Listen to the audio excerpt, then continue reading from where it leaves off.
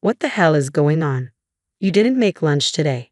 My husband abruptly yelled at me over the phone. He seemed irritated that I hadn't prepared his lunch and that I had been away from home. I told him to take care of himself while I was gone, but he retorted, "Look, you're a housewife, right? You skipped your studies to be one, remember?" He didn't seem convinced, making such a big deal about not having lunch for just one day. I was fed up with him. I did all the housework, and he would still take it out on me when things didn't go his way. My mother-in-law stood beside me, a faint smile on her face as she listened to my husband's yelling over the phone. "My name is Emily. I live with my husband Nicholas and our 2 children, Seth and Ray, who are twin boys just 2 years old. Despite the challenges, I'm so happy being the mother of these adorable twins. Raising them is the source of my current happiness." Nicholas is a typical businessman. His family owns a Japanese-style confectionery store in a shopping arcade. I quit my job shortly after our marriage to help my in-laws with their store. I started working there with a light heart, but it turned out to be much busier than I had anticipated. I not only served customers with a colorful selection of wagashi, but I also made my own sweets in the back kitchen. I had to be in the kitchen from early morning to prepare the sweets on time, especially during the busiest times of the year. Even after the birth of my twins, I continued to assist at the store. Sometimes I would stand in the store with my children on my back. Their cries would sometimes carry through to the store even when I was babysitting them away from the shop. Despite all this, my husband was unconcerned about the confectionery business. "Hey, do you still have no plans to take over the confectionery business?" I asked him. We discussed it several times, but Nicholas seems to have no intention of taking over the business. "I'm not taking over the store. I've told you numerous times I'm not going to take over the store. Isn't wagashi so lame these days? The number of people in the shopping arcade is decreasing year by year, and if I take over the confectionery business now, I will have no future." Nicholas had no desire to take over his family's wagashi. Of course, he couldn't take over the store right now because he worked for a larger corporation, but I liked my in-laws' store and didn't want to see it go away. "Are you going to the pachinko parlor again today, Nicholas?" "Sure, of course I am. What I do on my day off is entirely up to me," he replied. On holidays, my husband always went out to play pachinko. He would even get in line as soon as it opened. Despite this, he ignored the housework. I did all the cooking, cleaning, and laundry, as well as the rest of the housework. Moreover, the most important aspect of child rearing was completely left to me. My husband spent his time at his own pace while I was busy with housework, childcare, and the confectionery shop. My in-laws are getting older, and my workload at the confectionery shop is increasing. Fortunately, they were extremely understanding of my situation. "Emily, you help us with the store, and we are very grateful. Thank you so much for everything," my mother-in-law would always say. She is a lovely lady who doesn't fit the typical mother-in-law stereotype. Her gentle and kind smile always warmed my heart. "I really need Nicholas's assistance. He no longer appears to be interested in the confectionery," she explained sadly. My mother-in-law always looked crestfallen whenever we talked about my husband. I suppose she really wants him to take over the company, but her husband refused to agree. "Well, we're lucky to have such a wonderful wife, Emily. We should stop being greedy." My mother-in-law would lavish praise on me. She valued my assistance at the store while I raised my children. When I was at the shop, she and my father-in-law would babysit the kids, which was a big help. My mother-in-law had become my go-to person, someone I could talk to about anything. Of course, she listened to my complaints about my husband. Ironically, the more distant I felt from him, the stronger my bond with my mother-in-law grew. The presence of my in-laws was very reassuring to me. Right now, life felt like a blur. Raising 2 children meant that each day flew by with no time to think about anything else. As the end of the year approached, the confectionery became busier. It coincided with the end-of-year gift-giving season, and we were in transition. After consulting with my in-laws, I decided to stay at home this year and focus on wagashi preparation. I informed my husband, "What? You're taking the kids and staying at my parents' house?" My husband was clearly upset. I explained that I would only be staying for one night to help out on a busy day. "And what about the housework?" he asked, as expected. For my husband, who does no housework at all, this was a serious problem. If I don't do housework for even one day, he gets upset, even during the busy season for the confectionery. "This time, I'll only be away for one night. Can't you be cooperative during that time? It's just a single day, so everything should be fine, right?" If you get hungry, you can prepare some meals. There will be no laundry to do if it's only for one day, I told him, assuring him there was nothing to be concerned about. But he continued to complain. You know what, you're still a housewife, aren't you? I'm telling you again, I'm the family's breadwinner. Who do you think is in charge of feeding our 2 children? My husband began to grumble, and I didn't want to talk to him any longer.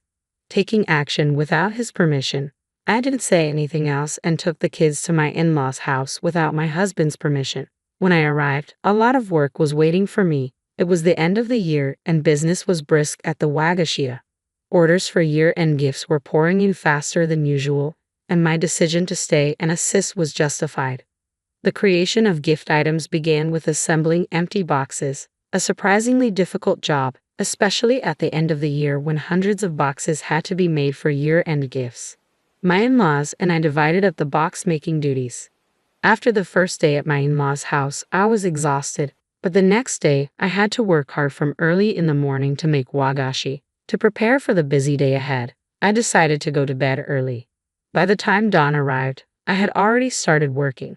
While the kids were still sleeping, my in-laws and I stayed in the kitchen quietly working on the wagashi. The sun had risen before I knew it, and the fresh morning air signaled a new day. We decided to take a break and eat breakfast. The kids were already awake and ready for their meal. I hurriedly prepared breakfast and served it at the table. They came running up to me, smiling. My in-laws, the children, and I all sat around the table. Just then, my phone rang. It was my husband. What the heck is going on? You didn't make lunch today, he yelled as soon as I picked up. He seemed irritated that there was no lunchbox, which he expected to be available at all times. A shocking proposal. I told him to make his own lunch while I was gone. Had he forgotten?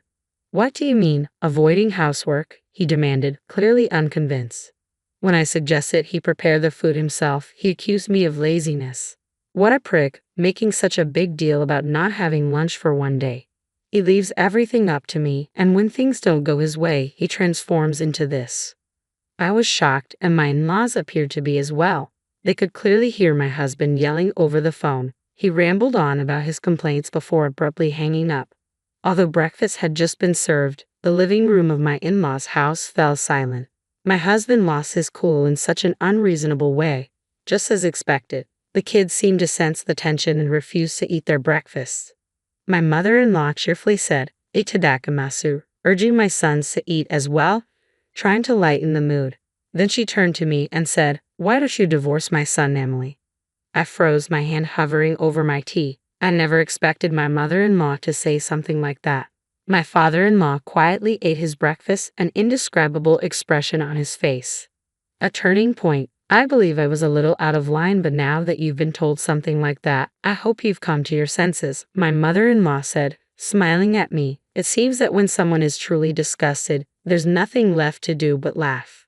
I feel terrible for you as a mother. You are no longer required to be merciful to my son. Allow your emotions to guide you, she continued. My mother-in-law had probably figured out how I felt about Nicholas by now. She was always supportive and encouraging, and now I knew she was on my side. My father-in-law never spoke much, but he nodded in agreement with his wife's words. Their presence was reassuring, and it was that day that I returned home with a decision made. Later in the evening, my husband came home with a tense expression, clearly still upset about the lunch. I asked him to take a seat because I needed to speak with him. "What do you want to talk about?" he asked, cocking an eyebrow and looking at me. "Sit down," I repeated, ignoring his mood. When he sat down, I held out the divorce papers. I'm going to divorce you, I said, the words slipping out of my mouth. My husband's grumpy expression abruptly changed to one of surprise. "Why did you say divorce so abruptly? Are you kidding me? The kids are still so young." He was in a panic, unable to understand why I was seeking a divorce. He adamantly refused to consider divorce, insisting there was no reason for it. He tried to avoid the discussion by claiming it was invalid. "There's a reason," I said, stopping him from fleeing. I pulled a few photos from an envelope on the table and placed them in front of him. One photo showed my husband walking with a woman, holding hands. "Didn't you say you go to Pachinko on your days off?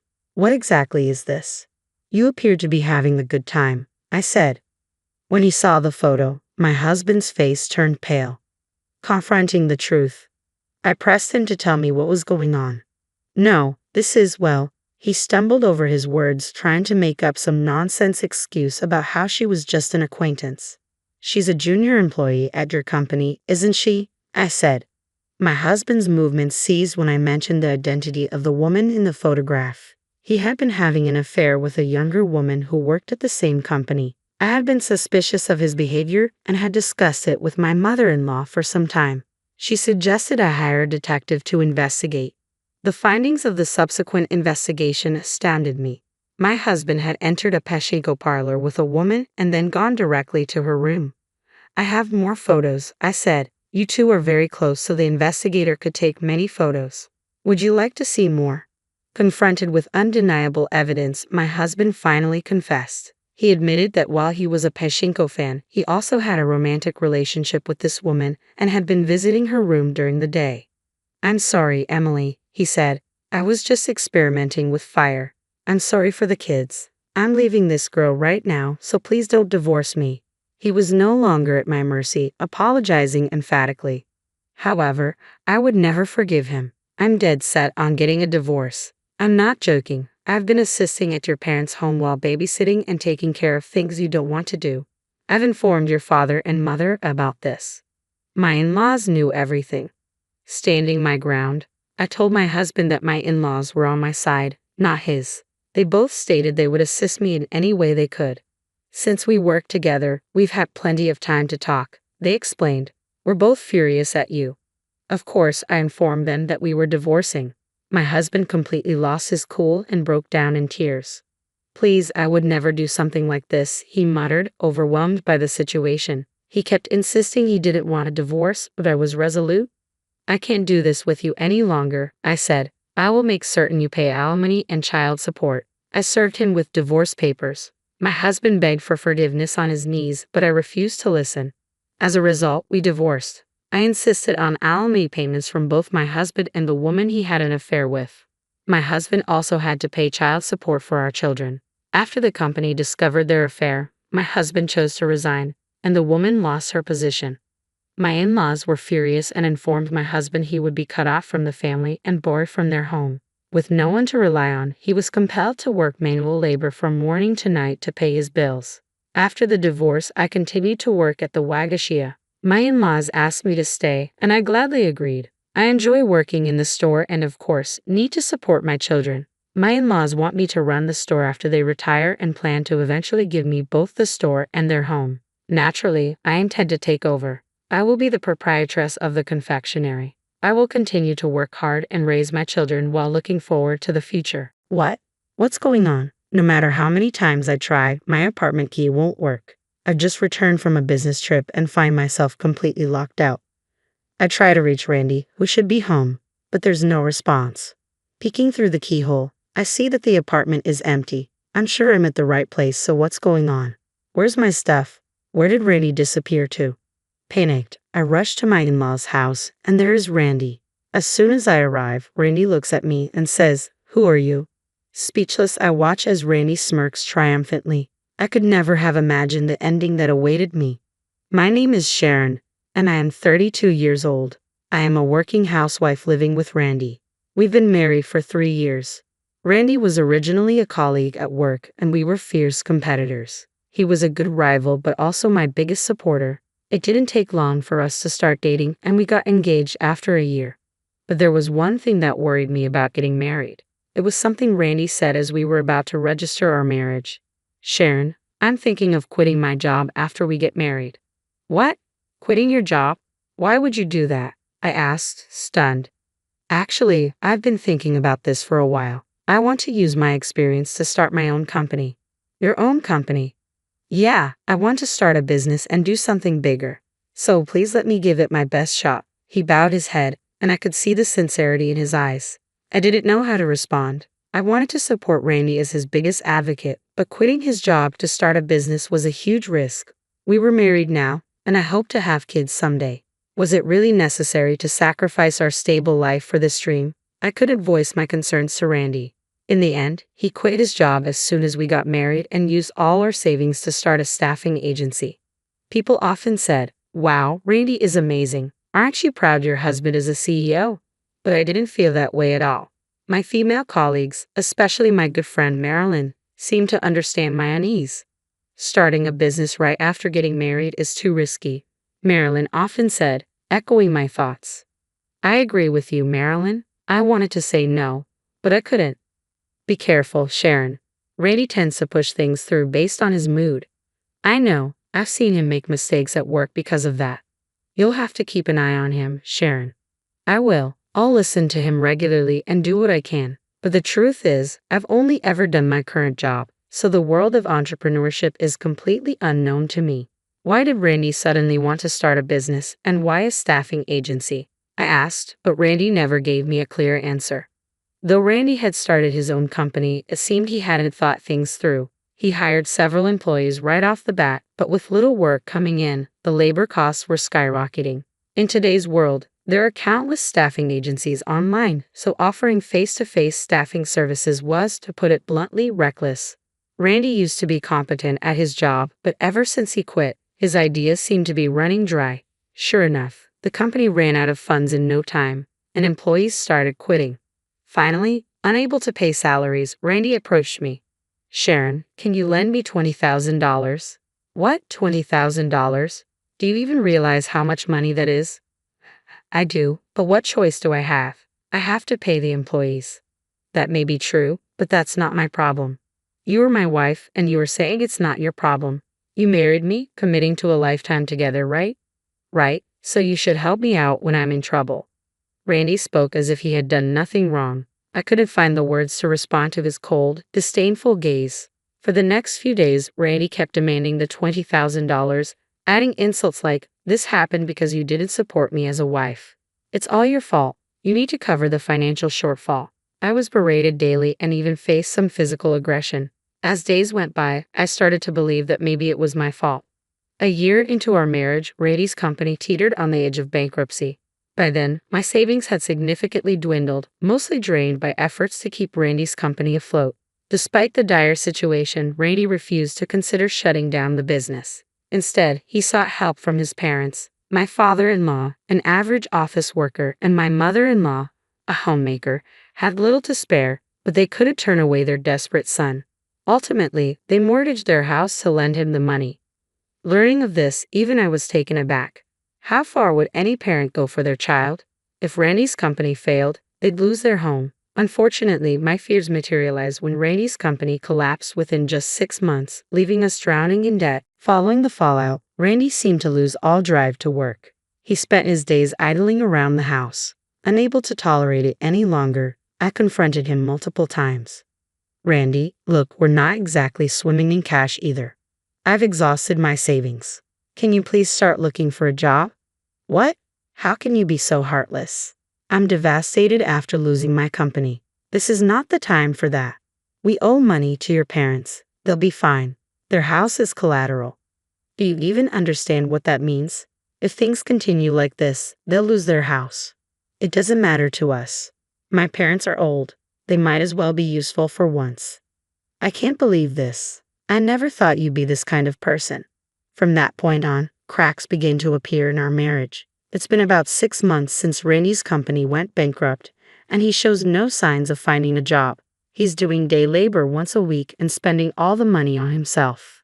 I've been dipping into my savings and cutting corners to make ends meet. Then one day, during a break at work, my mother-in-law called. "Ah, Sharon, sorry for the sudden call, but I need to talk to you." "Hello, mother-in-law. What's going on?" "Could you lend us some money? If we can't pay back the loan by the end of the month, we lose our house." It seemed my worst fears were coming true. I told my mother-in-law, "Let me think about it. I've already talked to Randy, but he said, I don't have any money. If you lose the house, so be it." "What? Randy said that? What should we do, Sharon? We're going to lose our home." "Calm down, I have an idea." After hanging up, I called my father, who answered immediately. "Hey Dad, it's Sharon. A long time, not talk. How are you?" "I'm fine, but there's a problem." "What happened?"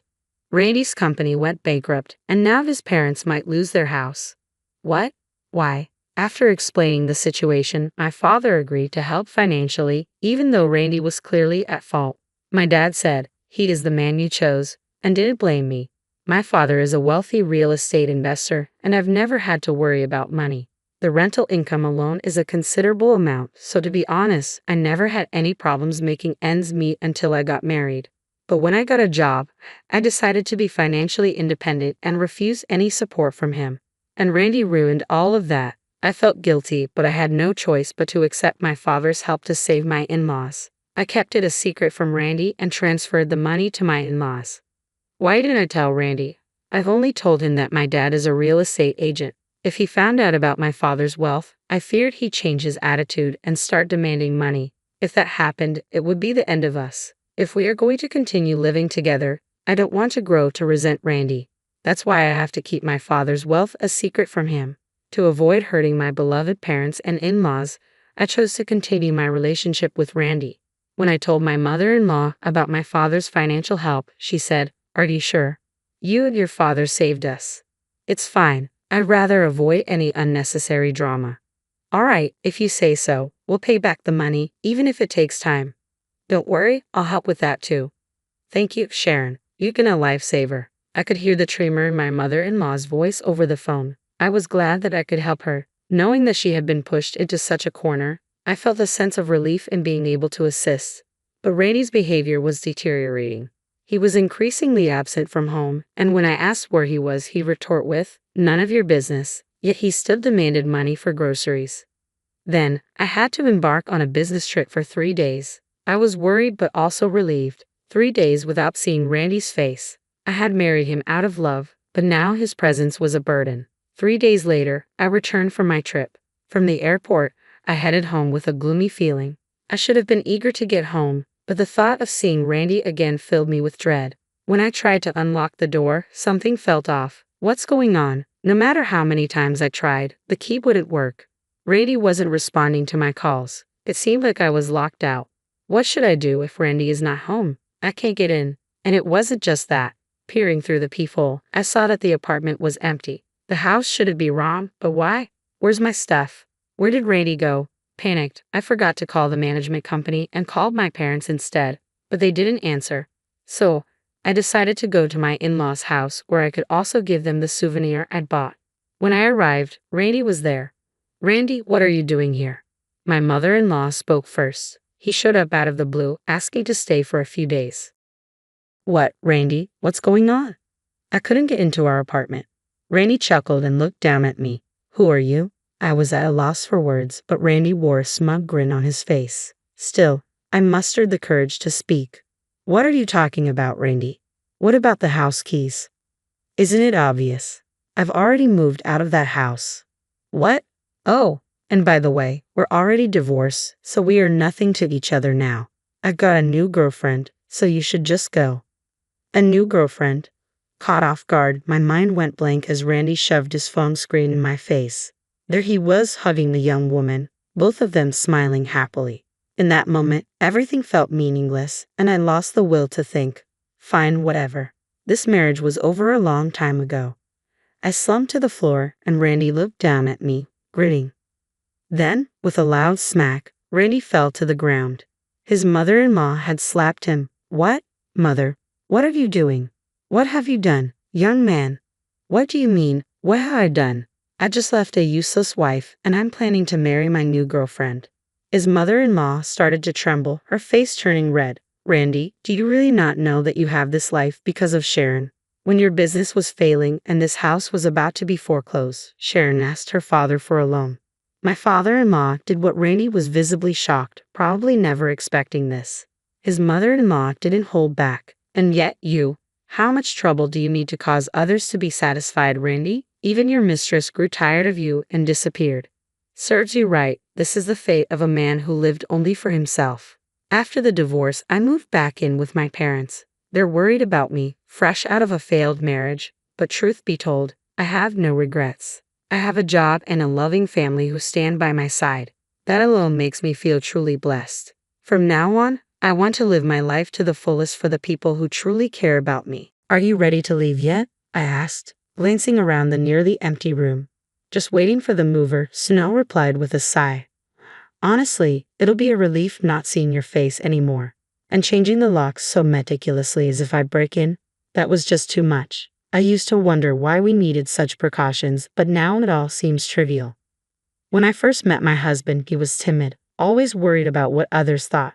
But after we got married, he turned into the classic henpecked husband. A week after moving into my new place, my husband showed up, frantic.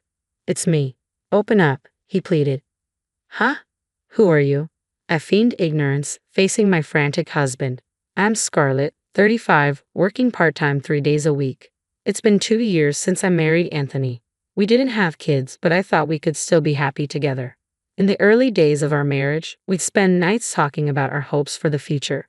Neither of us had much experience with love, so it was tentative at first, but I thought we enjoyed each other's company.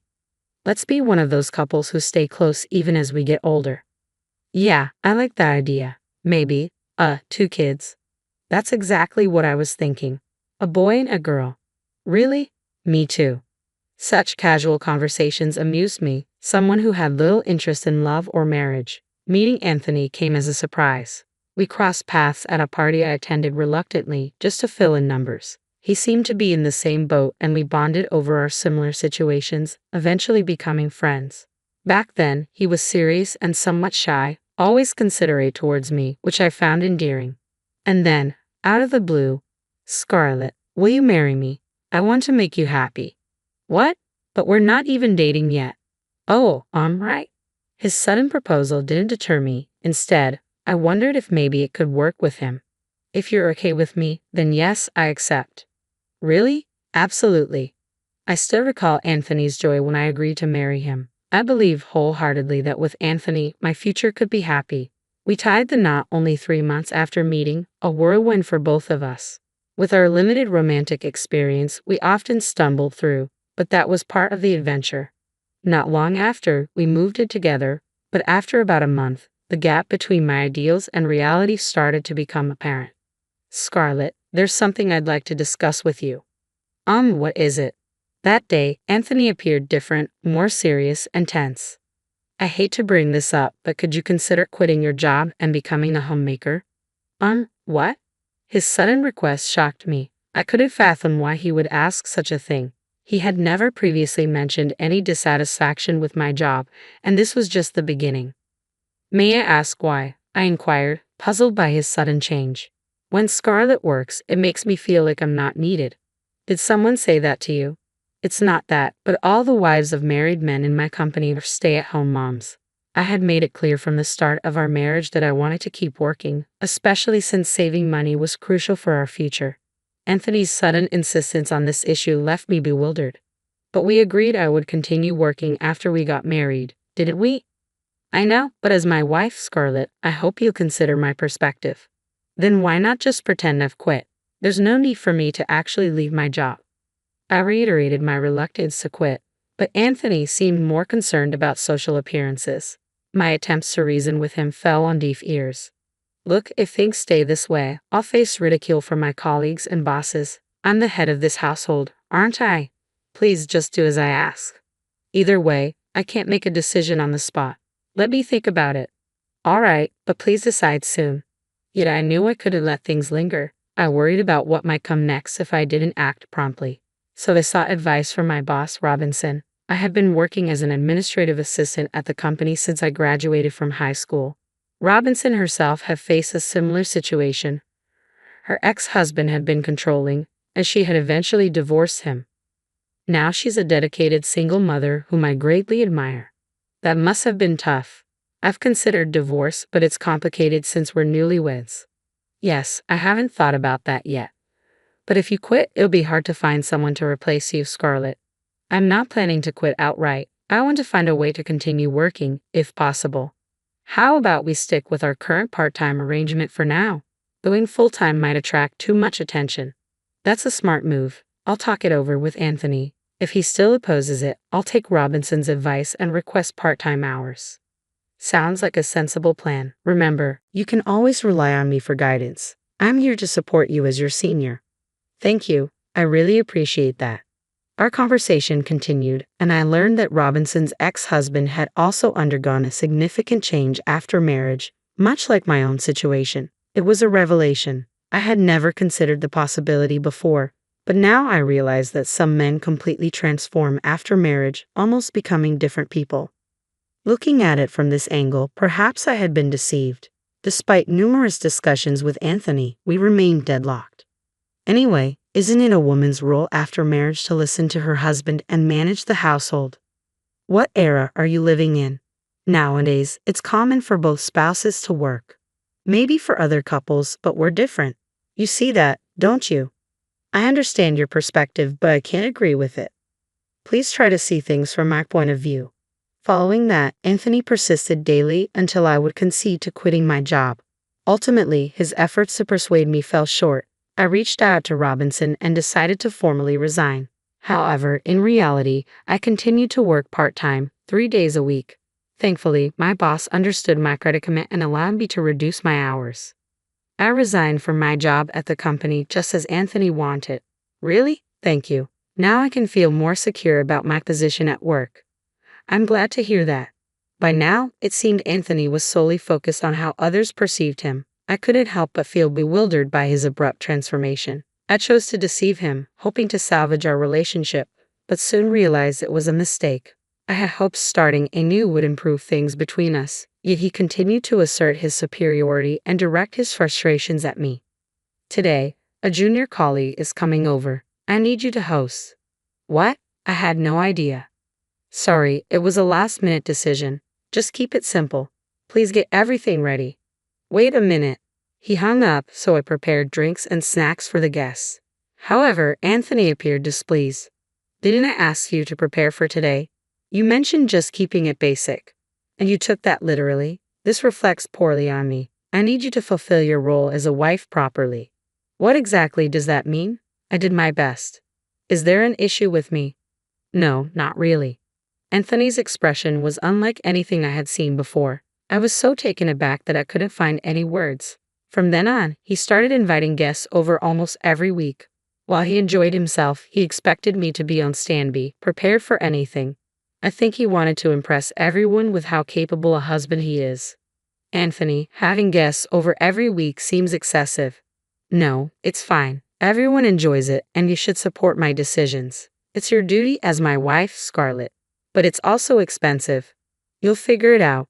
Yet Anthony's extravagance showed no signs of slowing down. How exactly am I supposed to manage it? Oh, stop complaining. Whenever I asked a question he didn't like, he dismissed it as nagging and avoided giving a direct answer. Every morning, after waking up, preparing meals, making lunch sandwiches, and seeing Anthony off with a suit ready for his day, I tackled household chores. On days when I worked part-time from 10 o'clock a.m. to 3 o'clock p.m., there was barely any time to rest. Despite the busyness, I cherished my job, and working often felt like a welcome respite. Scarlett, you seem tired lately. Are you? Yeah, a bit actually. Let me know if there's anything I can do. I'm here to help in any way I can, of course. Thank you, Sophia. You've been such a reliable support. Unlike Anthony, you've noticed how his treatment of me has been deteriorating day by day. Sophia knew about my secret part-time work and kept it hidden from Anthony. I appreciate everything, Sophia. Don't mention it, but I never imagined Anthony would behave like this. Neither did I. I've tried talking to him, but he won't listen, and we can hardly have a meaningful conversation anymore. I'm sorry, if only I were stronger. Don't be too hard on yourself. You're managing work and household tasks admirably. I really appreciate all your help. I'm glad to hear that. Living with Sophia had been nothing but a positive experience for me. However, it seemed Anthony wasn't comfortable with how close Sophia and I had become, and because of that, he made a shocking decision. Where's Sophia? Mom's gone. What do you mean, gone? Mom's getting older, and I thought it would be best for her to be in a facility. You actually placed her in a home. Yeah, just finished settling her into the new place. Now I have the house to myself. I couldn't believe it happened while I was at my parents' home. The fact that he placed his own mother in a facility shocked me. She was injured, but not to the extent that she needed full-time care. He must have sent Sophia away just to have the house to himself. When I visited Sophia at the facility, she seemed surprisingly well. I'm sorry it had to come to this. No, Sophia, it's not your fault. I never expected him to go to such lengths. I'm afraid of what he might do if I resist. I'll miss Sophia, but I'll manage. If you need anything, you're always welcome here. Thank you. Afterward, we moved into my in-laws' house from our previous home. Despite managing the household, Anthony never acknowledged my efforts or showed gratitude. The idea of having children, which we had once eagerly discussed, now seemed completely out of reach. Anthony disregarded me, often preferring to spend his time away from home. On top of that, he began imposing arbitrary rules. No matter how late Anthony returned, I was required to stay awake until his arrival. If I happened to wake up later than him in the morning, he would become upset. "What time will you be home today?" "I'm not sure. Just stay up until I get back, okay?" "Okay." One day, after a similar exchange, when Anthony returned home, I noticed something unusual as I took his suit to hang it up. There was a fragrance in the air, a sweet feminine scent that was unfamiliar to me. Since I didn't wear perfume, it was unmistakable evidence of an affair. Whenever he came home late, I would catch whiffs of the same perfume. That day, he'd unusually suggested I go to bed before him, raising my suspicions. Quietly, I went to the living room and overheard their conversation. "Oh, she's clueless. When are you going to leave her?" "I'll kick her out soon enough." Their voices carried clearly, especially the woman's, which was quite loud. From their discussion, it was evident their relationship had been ongoing for some time. While the perfume incident hadn't surprised me, I was deeply disgusted. He was still technically my husband, and despite my wishful thinking, his mistreatment of me hadn't changed. It was nearing our 2-year mark of marriage. "It's sudden, but I have a business trip. The day after tomorrow. I need you to get everything ready." "That's very short notice." "I'll be away for about 3 days. Please make sure my clothes are prepared." "Got it." I can't believe he could make up such a lie about a business trip. It wasn't a business trip, it was a trip with his mistress. I recall the conversation I had with Anthony's colleague's wife when we met previously. "Be cautious if he suddenly mentions a business trip. Our company doesn't even have those." I had already discovered evidence earlier. I found a chat on his mobile phone, left in the living room, detailing how he had taken paid leave for this supposed trip. It marked the beginning of the end for our marriage. Armed with proof of his affair, I intended to confront him with divorce papers upon his return. However, it was my husband who made the first move. "Are you ready to leave? The movers will be here soon." That was the first thing he said upon returning home. He instructed me to vacate the house while he was away. "I need you to be gone before I get back." "What? Why are you saying this all of a sudden?" "That's exactly what I said. You can't spring this on me and expect me to leave immediately." "Then I'll wait a bit, but start preparing to leave. Goodbye." I never imagined my once timid, overly concerned about others' opinions husband would transform into such a submissive partner. But this was the final straw. The future I once envisioned with him now felt like a distant memory. Living with such a man, I couldn't envision a bright future ahead. I wonder what comes next. This could get interesting. Has the mover arrived yet? No need to rush, they should be here soon. Oh, and I almost forgot to mention, I'm changing the locks on the house. Alright, got it. The thought of not having to see your face again is a relief. I couldn't believe those were his parting words after nearly 2 years of marriage. Convinced our relationship was over, I swiftly left the premises. Soon after, I instructed my lawyer to file for divorce. Despite our circumstances, my husband boldly posted pictures with his mistress on social media. I couldn't fathom his audacity. How could he be so reckless? Not realizing he was providing evidence of his affair, even our mutual friends noticed his strange behavior and reached out to inquire. After leaving my in-laws' home, I returned to full-time work, transitioning from part-time. Additionally, I moved into the suburban high-rise apartment I had long dreamed of. It was spacious for one person, but without Anthony, it felt wonderfully comfortable. I had been waiting anxiously for any sign of contact from him. Then one morning, about a month after settling into my new place, the doorbell rang. Checking the monitor, I was surprised to see Anthony standing there. "Hey, it's me, Anthony. Open up, Scarlett." His abrupt demand to be let in was presumptuous beyond belief. I couldn't comprehend his actions anymore. Deciding to feign ignorance, I thought it might be more entertaining than simply turning him away. Who are you?" "I'm sorry, but I don't know you." "Don't tell me you've forgotten your husband's face." "I'm not married. I think you've mistaken me for someone else." He appeared desperate, almost on the brink of tears, a shadow of his former timid self from our earlier days. Despite his plea, I stood firm and continued to treat him like a stranger. Please just listen. I've been deceived and I need Scarlett's help. I'm sorry, but I'm not obligated to assist you. If you persist, I'll have to call the police. Seriously. After all, I don't know you. Anthony must have believed I would always be there to resolve his problems. But the person I had become wouldn't entertain such thoughts. Yet my patience was wearing thin with a husband who refused to give up. That's it. You made this mess, so it's up to you to fix it. You don't have to be so tough on me. What? Oh, and by the way, you can't stay at your parents' place anymore. What do you mean? Do you know whose name the house is under? No, but it used to belong to Sophia. Now it's in my name. Why? I explained to Anthony why things had reached this point. Anthony insisted I leave. When I confided in Sophia, even she was visibly upset and disappointed. I can't believe my son has turned out like this. I'm truly sorry, especially after all the help you've given us, Sophia. You're divorcing Anthony, aren't you? Yes, it's for the best. In that case, I'll transfer the house to you. Why would Sophia transfer their rights to their in-laws' house to me? Anthony had no idea he was living with his mistress throughout all of this. That's the situation. Understand and leave promptly. We likely won't cross paths again anyway. Just one more thing. If he persists, I will call the police. With that, he finally relented and departed. Of course, the divorce proceeded as planned and I received the settlement guarantee from him. As it turned out, Anthony had been deceived and financially drained by his mistress. In addition to that, the divorce settlement totaled approximately $20,000. His mistress had promptly abandoned him, but I wasn't about to let it go. I employed both a lawyer and a detective to locate him. I'm also pursuing a divorce settlement claim from him. It appears I can secure over $10,000. Furthermore, ownership of the house was officially transferred to me.